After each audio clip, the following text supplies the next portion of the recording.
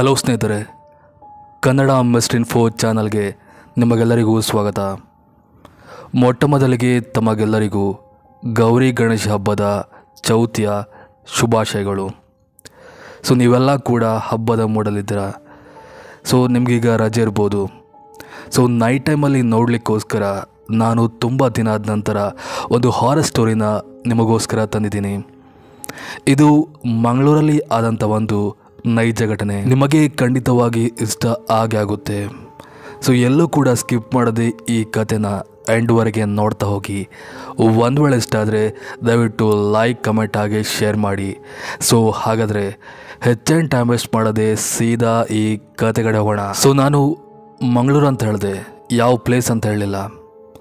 Last ವಿಡಿಯೋದಲ್ಲಿ ನಾನು ಧರ್ಮಸ್ಥಳ, ಸುಬ್ರಹ್ಮಣ್ಯ ಈ ಒಂದು ರೂಟಲ್ಲಿ ಆದ ಒಂದು ದೆವ್ವದ ಕತೆ ಬಗ್ಗೆ ಹೇಳಿದ್ದೆ. ಇವತ್ತು ಮಂಗಳೂರಲ್ಲಿ ತುಂಬ ಫೇಮಸ್ ಆಗಿರುವಂಥ ಒಂದು ಪ್ಲೇಸ್ ಬಗ್ಗೆ.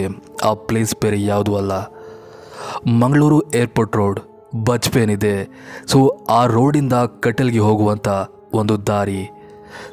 ಅಲ್ಲಿ ಆದ ಕೆಲವು ಘಟನೆಗಳನ್ನ ನಾನಿವತ್ತು ನಿಮ್ಮೊಟ್ಟಿಗೆ ಶೇರ್ ಮಾಡ್ತೇನೆ. ಮಂಗಳೂರು ಏರ್ಪೋರ್ಟ್ ಬಜ್ಪೆ ಈ ಒಂದು ಪ್ಲೇಸ್ ತುಂಬ ವರ್ಷಗಳ ಹಿಂದೆ ಆದ ಒಂದು ಕಹಿ ಘಟನೆ ನಮಗೆ ಗೊತ್ತೇ ಇದೆ. ಅಂದರೆ ಏರೋಪ್ಲೇನ್ ಕ್ರ್ಯಾಶ್ ಆಗಿದ್ದು. ಆ ಕ್ರ್ಯಾಶ್ ಆದ ನಂತರ ಆ ಪ್ಲೇಸಲ್ಲೇನಿದೆ ಸುಮಾರು ಅಹಿತಕರವಾದ ಘಟನೆಗಳೆಲ್ಲ ಜನರು ಎಕ್ಸ್ಪೀರಿಯೆನ್ಸ್ ಮಾಡಿದಾರಂತ ನಾನು ತುಂಬ ಕಡೆ ಕೇಳಿದ್ದೀನಿ. ನಾನು ಇದುವರೆಗೆ ಯಾವತ್ತೂ ಕೂಡ ಆ ಪ್ಲೇಸ್ಗೆ ಹೋದವನಲ್ಲ. ಬಟ್ ನೆಟ್ಟಲ್ಲಾಗಲಿ ಯೂಟ್ಯೂಬಲ್ಲಾಗಲಿ ಆ ರೀತಿ ಕತೆಗಳನ್ನ ಕೇಳ್ತಾ ಬಂದಿದ್ದೇನೆ. ಅದನ್ನ ಬದಿಗಿಟ್ರೆ ಆ ರೋಡ್ ಮೂಲಕ ಕಟೀಲ್ಗೆ ಹೋಗುವಂಥ ಒಂದು ದಾರಿ ಇದೆ ಅಂತೆ.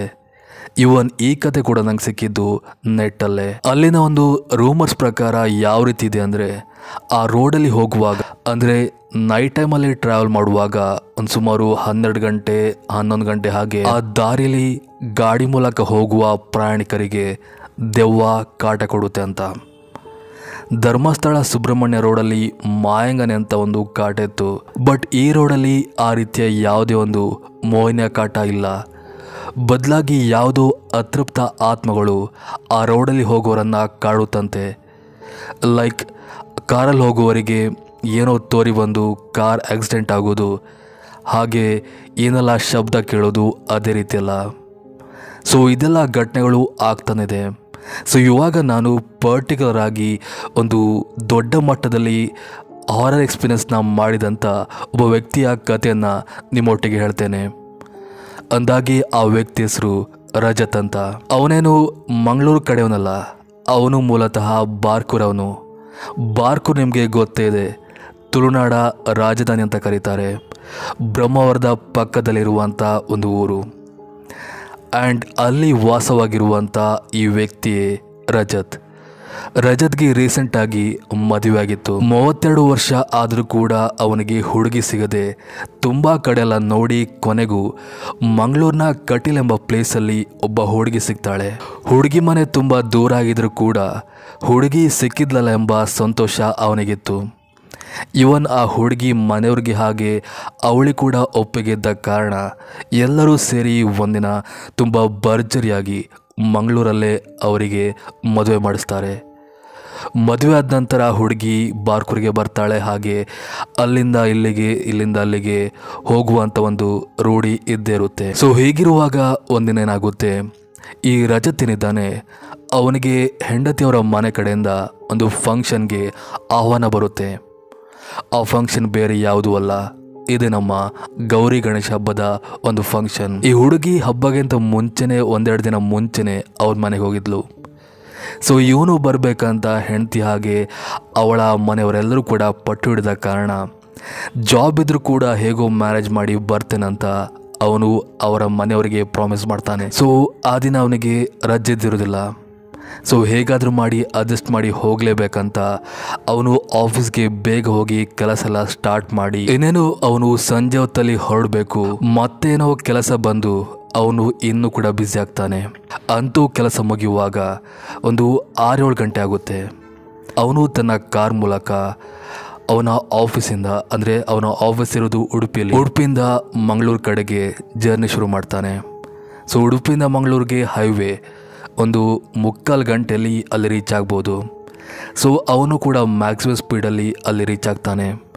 ಸೊ ಅದಾದ ಮಂಗಳೂರು ಏರ್ಪೋರ್ಟ್ ರೋಡ್ ಏನಿದೆ ಅಲ್ಲಿಂದ ಕಟೀಲ್ಗೆ ಹೋಗುವ ದಾರಿನ ಅವನು ಹಿಡಿಬೇಕು. ಸೊ ಅವನು ಅಷ್ಟೇನೂ ಆ ದಾರಿಲಿ ಓಡಿರಲಿಲ್ಲ. ಹೆಂಡತಿ ಮನೆಗೆ ಹೋಗಿದ್ದು ಕೂಡ ಒಂದೆರಡು ದಿನ ಅಷ್ಟೇ. ಸೊ ಅವನಿಗೆ ದಾರಿ ಕನ್ಫ್ಯೂಸ್ ಆಗುತ್ತೆ. ಸೊ ಅವನು ಹೆಂಡತಿಗೆ ಕಾಲ್ ಮಾಡಿ ಆ ದಾರಿ ಬಗ್ಗೆ ಕೇಳ್ತಾನೆ. ಆವಾಗ ಹೆಂಡತಿ ಡೈರೆಕ್ಟಾಗಿ ಅವನಿಗೆ ಲೊಕೇಶನ್ನ ಸೆಂಡ್ ಮಾಡ್ತಾಳೆ. ಸರಿ ಅಂತ ಇವನು ಕೂಡ ಆ ಒಂದು ಲೊಕೇಶನ್ನ ಮೂಲಕವೇ ಕಟೀಲ್ಗೆ ಹೋಗುವಂಥ ಆ ದಾರಿ ಮೂಲಕವೇ ಬರ್ತಿರ್ತಾನೆ. ಅವನು ಅಲ್ಲಿಂದ ಹೊರಟಿದ್ದು ಬೇಗ ಆದರೂ ಕೂಡ ಅಲ್ಲಿ ನಿಂತು ಹೋಗುವಾಗ ಅವನು ಆ ರೋಡ್ ಹಿಡಿಯುವಾಗ ಒಂದು 9-10 ಗಂಟೆ ಮೇಲೇ ಆಗಿತ್ತು. ಅವನು ಹೊರಡೋ ಮುಂಚೆ ಹೆಂಡತಿ ವಾರ್ನ್ ಮಾಡಿದ್ಲು, ನೀವು ಬರ್ದಿದ್ರೂ ಪರವಾಗಿಲ್ಲ, ಬಟ್ ಯಾವುದೇ ಕಾರಣಕ್ಕೂ ನೈಟ್ ಟೈಮಲ್ಲಿ ಆ ರೋಡಲ್ಲಂತೂ ಬರಲೇಬೇಡಿ ಅಂತ. ಇವನಿಗೆ ಅರ್ಥ ಆಗೋದಿಲ್ಲ. ಯಾಕಂತ ಕೇಳಿದಾಗ ಅವಳು ಕೆಲವೊಂದು ಘಟನೆಗಳನ್ನ ಅವನಿಗೆ ಎಕ್ಸ್ಪ್ಲೇನ್ ಮಾಡ್ತಾಳೆ. ಆ ರೋಡಲ್ಲಿ ದೆವ್ವಗಳ ಕಾಟಿದೆ ಅಂತೆ. ನೈಟ್ ಟೈಮಲ್ಲಿ ಆ ರೋಡಲ್ಲಿ ಯಾರೂ ಕೂಡ ತಿರುಗಲ್ಲ. ತಿರುಗಿದವರಿಗೆ ಒಂದೇ ಆ ದೆವ್ವ ಏನಾದರೂ ಮಾಡುತ್ತೆ, ಇಲ್ಲ ಭಯಪಟ್ಟು ಜ್ವರ ಏನಾದರೂ ಬಂದು ಹಾಸಿಗೆ ಹಿಡಿತಾರೆ ಅಂತ ವಾರ್ನ್ ಮಾಡ್ತಾಳೆ. ಬಟ್ ರಜತ್ ಅದನ್ನೆಲ್ಲ ನಂಬದೆ ಏನೇ ಆಗಲಿ ನಾವು ಬಂದೇ ಬರ್ತೇನಂತ ಆ ಒಂದು ದಾರಿ ಮೂಲಕ ಅವನು ನೈಟ್ 9-10 ಗಂಟೆ ಆಗಿ ಪ್ರಯಾಣವನ್ನು ಶುರು ಮಾಡ್ತಾನೆ. ಕತ್ಲಲ್ಲಿ ಆ ರೋಡ್ ನಿಜವಾಗ್ಲೂ ಭಯಾನಕವಾಗಿತ್ತು. ಇವನು ತುಂಬ ಭಯದಲ್ಲೇ ಗಾಡಿ ಓಡಿಸ್ಕೊಂಡು ಬರ್ತಿರ್ತಾನೆ. ಮಧ್ಯ ಮಧ್ಯ ಅವನ ಹೆಂಡತಿ ಕೂಡ ಕಾಲ್ ಮಾಡಿ ಅವನಿಗೆ ಎಚ್ಚರಿಸ್ತಿರ್ತಾಳೆ, ಆರಾಮಾಗಿ ಬನ್ನಿ, ಅಕ್ಕಪಕ್ಕ ನೋಡ್ಕೊಂಡು ಬನ್ನಿ ಅಂತ. ಯಾಕಂದರೆ ಅವಳಿಗೆ ಕೂಡ ಭಯ ಇರುತ್ತೆ ನೋಡಿ. ಸೊ ಇವನು ಅದ್ರ ಬಗ್ಗೆ ಜಾಸ್ತಿ ತಲೆ ಕೆಡಿಸ್ಕೊಳ್ಳಲ್ಲ. ಹಾಗೆ ಅವನು ಗಾಡಿನ ಚಲಾಯಿಸ್ಕೊಂಡು ಬರ್ತಾ ಇರ್ತಾನೆ. ಹೀಗೆ ಒಂದು ಕಡೆ ಬರುವಾಗ ಏನಾಗುತ್ತೋ ಗೊತ್ತಿಲ್ಲ, ಕರೆಕ್ಟಾಗಿದ್ದ ಗಾಡಿ ಇದ್ದಕ್ಕಿದ್ದಾಗೆ ಸ್ಟಾಪ್ ಆಗುತ್ತೆ. ಇವನು ಏನೂ ಕೂಡ ಭಯಪಡದೆ ಗಾಡಿಯಿಂದ ಕೆಳಗಿಳಿತಾನೆ. ಅಕ್ಕಪಕ್ಕ ನೋಡ್ತಾನೆ. ಅವನಿಗೆ ಗೊತ್ತಾಗಿ ಹೋಗಿತ್ತು ಅದೊಂದು ಸ್ಮಶಾನ ಅಂತ. ಆ್ಯಕ್ಚುಲಿ ಅದು ಸ್ಮಶಾನ ಅಲ್ಲ ಅಂತೆ. ಅವನಿಗೆ ಈ ಘಟನೆಲ್ಲ ಆದ ನಂತರ ರಿಯಲೈಸ್ ಆಗಿತ್ತು ಆ ರೋಡಲ್ಲಿ ಯಾವುದೇ ಸ್ಮಶಾನ ಇಲ್ಲ. ಅವನಿಗೆ ಆ ರೀತಿಯ ಭ್ರಮೆ ಒಂದು ಕಾಡಿತಂತ. ಅಂದರೆ ನೈಟಲ್ಲಿ ಆ ರೀತಿಯಾಗಿತ್ತಂತೆ. ಒಂದು ವೇಳೆ ಅವನ ಭಯವೇ ಆ ರೀತಿಯೆಲ್ಲ ಅವನಿಗೆ ಮಾಡಿತ್ತೇನೋ ಗೊತ್ತಿಲ್ಲ. ಎನಿವೆ ಇವನಿಗೆ ಇವಾಗ ಸ್ವಲ್ಪ ಭಯ ಜಾಸ್ತಿ ಆಗುತ್ತೆ. ಯಾವಾಗ ಸ್ಮಶಾನ ಅಂತ ಗೊತ್ತಾಗುತ್ತೋ ನೈಟ್ ಆಗಿದೆ, ದೆವ್ವಗಳು ತಿರುಗ್ಬೋದಂತ ಅವನಿಗೆ ತಲೆಯಲ್ಲೆಲ್ಲ ಹೋಗಿ ಏನೆಲ್ಲ ಕಾಡೋಕ್ಕೆ ಶುರುವಾಗುತ್ತೆ. ಇವನು ಗಾಡಿ ಚೆಕ್ ಮಾಡ್ತಾನೆ, ಏನೆಲ್ಲ ಮಾಡ್ತಾನೆ, ಬಟ್ ಏನಂತ ಗೊತ್ತಾಗೋದಿಲ್ಲ. ಬಟ್ ಲಾಸ್ಟಿಗೂ ಹೇಗೋ ಅವನಿಗೆ ಒಂದು ಐಡಿಯಾ ಬಂದು ಗಾಡಿನ ರಿಪೇರ್ ಮಾಡಿ ಅಲ್ಲಿಂದ ಮುಂದೆ ಸಾಗ್ತಾನೆ. ಹಾಗೆ ಸಾಗುವಾಗ ಅವನಿಗೆ ಮಿರರ್ ಮೂಲಕ ಏನೋ ತೋರಿದಾಗೆ ಭಾಸವಾಗುತ್ತೆ. ಏನೋ ಬಣ್ಣ ಬಣ್ಣದ ಡ್ರೆಸ್ ಹಾಕ್ಕೊಂಡು ಇರುವ ಹಾಗೆ ಯಾವುದೋ ಒಂದು ಆಕೃತಿ ಪಾಸ್ ಆದಾಗೆ ಸಡನ್ ಆಗಿ ಹೋದಾಗೆ ಅವನಿಗೆ ತೋರಿ ಬರುತ್ತೆ. ಮೊದಲಿಗೆ ಅವನೇನೋ ಭ್ರಮೆ ಅಂದ್ಕೋತಾನೆ.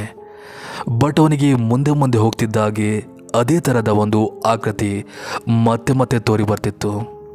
ಅಂದರೆ ನಮ್ಮ ಕಡೆ ಕೋಡಂಗಿ ಅಂತಾರೆ. ಯಕ್ಷಗಾನ ಥರದ ಒಂದು ಡ್ರೆಸ್ ಹಾಕ್ಕೊಂಡು ತಲೆ ಮೇಲೆ ಒಂದು ಕೋಡ್ ಇಟ್ಕೊಂಡು ಆ ರೀತಿಯಾದ ಒಂದು ಡ್ರೆಸ್ ಎಲ್ಲ ಬರುತ್ತೆ. ಆ ರೀತಿಯಾದ ಒಂದು ಡ್ರೆಸ್ ಹಾಕ್ಕೊಂಡಿರೋ ಆಕೃತಿ ಅಂತಲ್ಲ ಅವನಿಗೆ ಭಾಸವಾಗುತ್ತೆ. ಬಟ್ ಅವನು ಅಂದ್ಕೋತಾನೆ, ಈ ಮಂಗಳೂರು ಪಿಟ್ ಸೈಡಲ್ಲಿ ಈ ಚೌತಿ ದಿನ ವೇಷ ಹಾಕೋದೆಲ್ಲ ಒಂದು ಪದ್ಧತಿ ಇರುತ್ತೆ. ಅಂದರೆ ತುಂಬ ಜನ ತುಂಬ ಥರದ ವೇಷ ಹಾಕ್ತಾರೆ. ಹುಲಿ ವೇಷ ನಿಮಗೆ ಗೊತ್ತೇ ಇದೆ. ಅದು ಬಿಟ್ಟು ಗೊಂಬೆ ವೇಷ, ಚಂಡಮುಂಡ ವೇಷ ಅಂತ ತುಂಬ ವೇಷ ಹಾಕ್ತಾರೆ. ಸೊ ಇವನು ಅಂದ್ಕೋತಾನೆ ಮೋಸ್ಟ್ಲಿ ಅದೇ ಥರದ ವೇಷ ಇರ್ಬೋದು, ಅಕ್ಕಪಕ್ಕದಲ್ಲಿ ಮನೆ ಇರ್ಬೋದು, ಅವರು ಪಾಸಾಗಿರ್ಬೋದಂತ ಇವನಿಗೇನೆ ಸಮಾಧಾನ ಮಾಡಿಕೊಂಡು ಹಾಗೆ ಮುಂದೆ ಗಾಡಿ ಚಲಾಯಿಸ್ತಾ ಬರ್ತಿರ್ತಾನೆ. ಆವಾಗ ಇದ್ದಕ್ಕಿದ್ದಾಗೆ ಅವನಿಗೆ ಆ ರಸ್ತೆಯಿಂದ ದೂರದಲ್ಲಿರುವ ಒಂದು ಪರ್ವತದಲ್ಲಿ ಒಂದು ವಿಚಿತ್ರವಾದ ಶಬ್ದ ಎಲ್ಲ ಕೇಳಿಬರುತ್ತೆ. ಅಂದರೆ ಯಾರೋ ಕೂಗ್ತಿರುವ ಶಬ್ದ, ಅದರದೇ ಗಗ್ಗರ್ ಅಂತ ನೋಡಿ ಆ ರೀತಿಯ ಶಬ್ದ ಎಲ್ಲ ಅವನಿಗೆ ಕೇಳಿಬರುತ್ತೆ. ಸೇಮ್ ಅವನಿಗೆ ಈ ರಂಗಿತರಂಗ ಮೂವಿಲಿ ಕಮರೊಟ್ಟು ಗ್ರಾಮದಲ್ಲಿ ಯಾವ ರೀತಿಯಾಗಿತ್ತು ನೋಡಿ ಅದೇ ರೀತಿ ಶಬ್ದ ಎಲ್ಲ ಕೇಳಿ ಬಂದಿತ್ತಂತೆ. ಇವನಿಗೆ ನಿಜವಾಗ್ಲೂ ಕೂಡ ಭಯ ಆಗುತ್ತೆ. ಇದೆಲ್ಲ ಏನು, ಈ ರೋಡಲ್ಲಿ ಅವಳು ಹೇಳಿದ ಹಾಗೆ ಏನೋ ಇದೆ, ನಾನು ಈ ಸ್ಪೀಡಲ್ಲಿ ಹೋದರೆ ನನಗೇನೆ ಅಪಾಯ ಅಂತ ಅವನು ಇನ್ನೂ ಕೂಡ ಸ್ಪೀಡಲ್ಲಿ ಗಾಡಿ ಓಡಿಸ್ತಾ ಹೋಗ್ತಾನೆ. ಮಧ್ಯೆ ಮಧ್ಯೆ ಅವನಿಗೆ ದಾರಿ ಮಧ್ಯೆ ಅದೇ ಆಕೃತಿಗಳು ಮತ್ತೆ ಮತ್ತೆ ಪಾಸ್ ಆದಾಗೆಲ್ಲ ಭಾಸವಾಗುತ್ತೆ. ಅದಲ್ಲದೆ ಅದೇ ಗಗ್ಗರದ ಶಬ್ದ ಜಲ್ ಜಲ್ ಅಂತ ಕೇಳಿ ಬರುವುದಲ್ಲ ಅವನಿಗೆ ಕೇಳಿ ಬರುತ್ತೆ. ನಿಜವಾಗ್ಲೂ ಅವನಿಗೆ ಭಯ ಆವರಿಸಿ ಹೋಗಿತ್ತು. ಮತ್ತೊಂದು ಹೇಳಬೇಕಂದ್ರೆ ಅದು ತುಳುನಾಡು. ನೈಟ್ ಟೈಮಲ್ಲಿ ದೈವಗಳ ಸವಾರಿ ಅಂತಿರುತ್ತೆ, ಅದು ಮೋಸ್ಟ್ಲಿ ಆಗಿರ್ಬೋದಂತ ಅವನ ಮನಸ್ಸಲ್ಲಿ ಬಂದಿತ್ತು. ಬಟ್ ಅವನು ಆ ಟೈಮಲ್ಲಿ ಏನೂ ಕೂಡ ಥಿಂಕ್ ಮಾಡದೆ ಹೇಗೂ ಅದನ್ನೆಲ್ಲ ಕವರ್ ಮಾಡಿಕೊಂಡು ಕೊನೆಗೂ ಹೆಂಡತಿ ಮನೆಯನ್ನು ರೀಚ್ ಆಗ್ತಾನೆ. ಹಾಗೆ ಆದ ವಿಷಯವನ್ನೆಲ್ಲ ಅವಳೊಟ್ಟಿಗೆ ಶೇರ್ ಮಾಡ್ತಾನೆ. ಬಟ್ ಅವರು ಅದ್ರ ಬಗ್ಗೆ ಜಾಸ್ತಿ ತಲೆ ಕೆಡಿಸ್ಕೊಳ್ಳಲ್ಲ. ನೈಟ್ ಟೈಮಲ್ಲಿ ಇನ್ಮೇಲೆ ಈ ರೂಟಲ್ಲಿ ಬರೋದು ಬೇಡ ಅಂತ ಅವನಿಗೆ ವಾರ್ನ್ ಮಾಡ್ತಾರೆ. ಹಾಗೆ ಅಲ್ಲಿಗೆ ಆ ಕತೆ ಕೂಡ ಎಂಡ್ ಆಗುತ್ತೆ. ಸೊ ಇದಿಷ್ಟು ಇವತ್ತಿನ ಕತೆ. ಮತ್ತೊಂದು ಕತೆ ಒಟ್ಟಿಗೆ ಮತ್ತೆ ಸಿಗ್ತೀನಿ. ಅಲ್ಲಿವರೆಗೂ ಥ್ಯಾಂಕ್ ಯು ಫಾರ್ ವಾಚಿಂಗ್.